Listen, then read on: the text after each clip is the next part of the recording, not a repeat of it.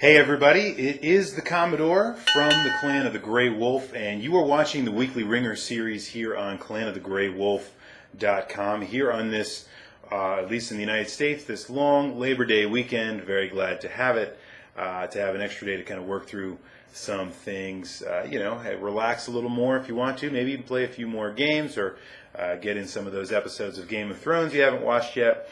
In any case, whatever you're doing this long Labor Day weekend in the United States, I hope you have a great one.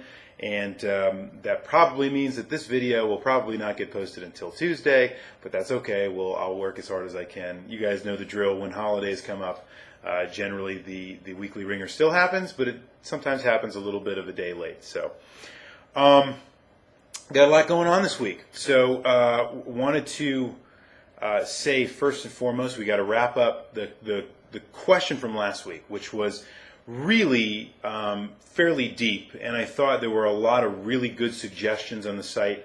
A question that could have gone in a lot of different ways about Steve Jobs' greatest contribution, and I'm going to review those, kind of reflect on them a little bit, give you my own opinion as I always do about that, and then I'm going to throw a question at you about the longevity of some of the games the video games that we play today, and maybe some future implications of those games. Let's throw it out that way.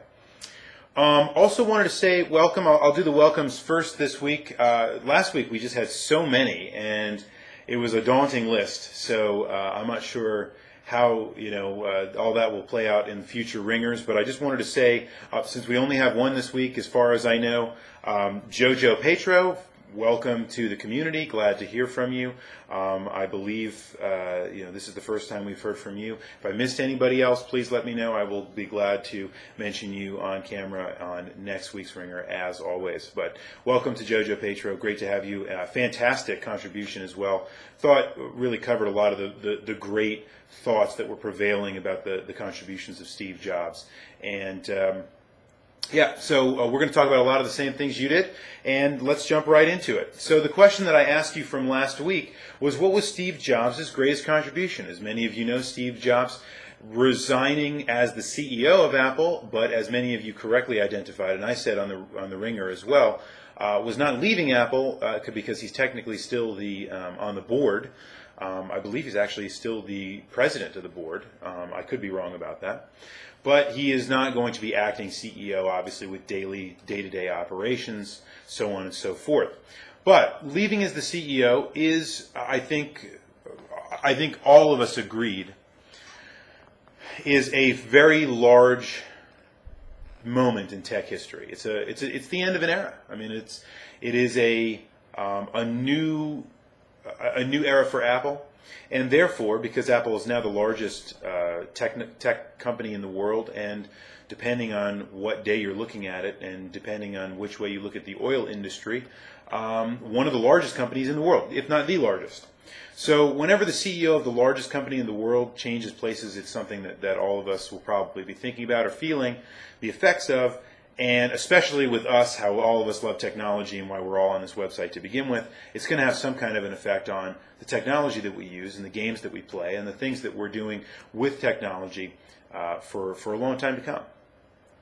So I want to go through some of the contributions from the community. I think you guys got to a lot of the big heart of the issue. Many of the things that I was thinking of as I was really contemplating asking this question. And so I think you guys got to it, and I'll run right through it.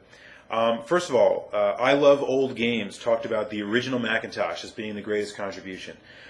You are going to get no argument from me on that. As I have said many times on this and many other forums, I am a Mac guy, not an Apple guy. I don't subscribe to. I've never had an iPod. I've never had an iPhone. I've never had an iPad. I've never been a subscriber to iTunes. That's just not my thing. I've never really liked any of that stuff, or it's never really made the kind of impact with me. I'd say that it's made with other people. There are caveats to that, and we've talked about it on this very weekly Wringer series. But I would say that you're absolutely 100% right. The original Mac, for some of the reasons I'm going to talk about in just a moment, that is a watershed moment for technology and the history of technology in the United States and all around the world. So I believe it was Astolia later on that talked about the idea of echoing the sentiments of Drastic, really bringing everything together.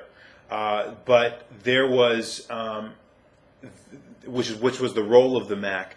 But there were interfaces, and there were input devices, and there were operating systems long before there was a Mac OS, and long before there was a Macintosh computer.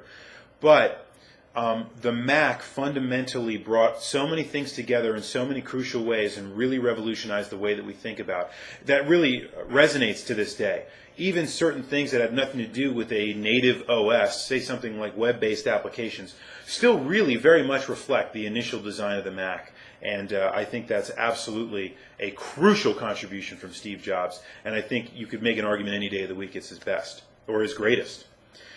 1010X talked about, and this was something that got echoed later on as well, the kind of taking the idea of the computer nerd and making it a little more mainstream. Now, you can make an argument here, and I'm going to try to, because I'm not necessarily going to disagree with that. I think 1010X has the right idea.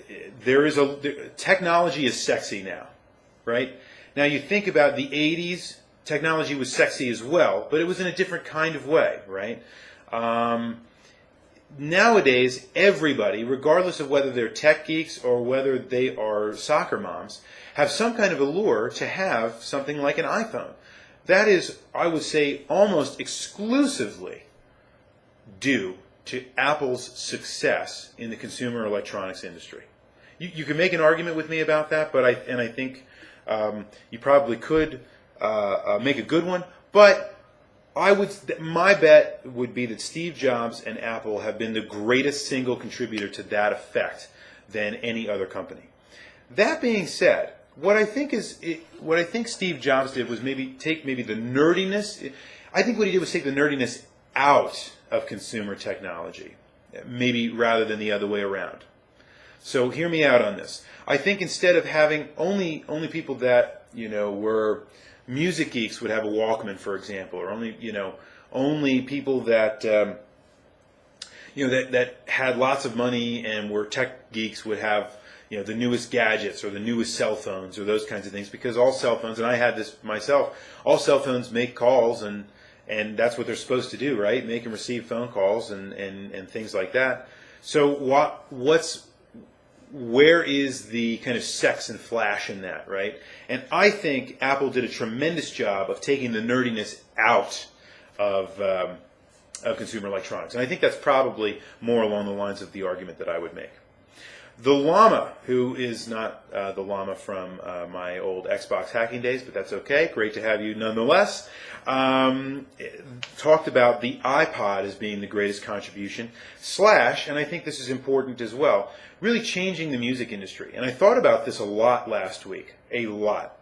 So as someone that might, for myself, I can basically cite this for, I like a lot of older music, maybe not ancient music or anything like that. I do like classical, but I like older rock and kind of the roots of rock and roll history kinds of music, all the way up through the 80s, the 90s. I like rock and roll. It's kind of anybody that knows me knows I'm kind of a music geek. So I do a lot of that. I do have a lot of interest there. Steve Jobs fundamentally changed the music industry, and as someone that buys a lot of music that's older, if you look at iTunes now, you can see how you can get a lot of your favorite songs cheaply, very high quality, in a way that is amenable not only to the record companies, but the artists and also the consumers. Because you, as a consumer, get the highest quality audio. You're in a very safe and controlled environment with iTunes being the largest online or the largest music retailer period in the world. And so you have a lot of good quality control that's gone into that. So but the record companies still win. And if you look back 15 years ago, 10 years ago, the music industry was struggling to figure out ways that they could save the CD media business, because they thought that there was no way they could ever make any money in the digital age just by virtue of someone like Apple coming forward and figuring it out, because no one could figure it out. And Apple did. And Steve Jobs fundamentally changed the music industry. And as someone that buys older music, now if you go into a record store, or, I don't know if there are really record stores anymore, but there are some. Most of them gone out of business, actually, because Apple put them out of business. But if you go into, like Best Buy, for example, that now sells vinyl, I found out. But if you go there, you're probably going to find a bin of CDs that are brand new CDs that of old music that have been, put out there, the whole albums for like $4 or $5. And you see this at Walmart, you see this all over the place. And that is a direct result, guys, of Apple and being in the music industry. And I think there's no doubt about that. And I'm a big fan of that. I don't use iTunes. I'm not saying I never will. It's just not my thing. I've got several other kinds of services I subscribe to. I think the Amazon MP3 concept is fantastic. Google Music is another fantastic idea. I'm not sure any of these are really going to talk to, or I guess maybe talk to, but also kind of subvert the dominance of iTunes.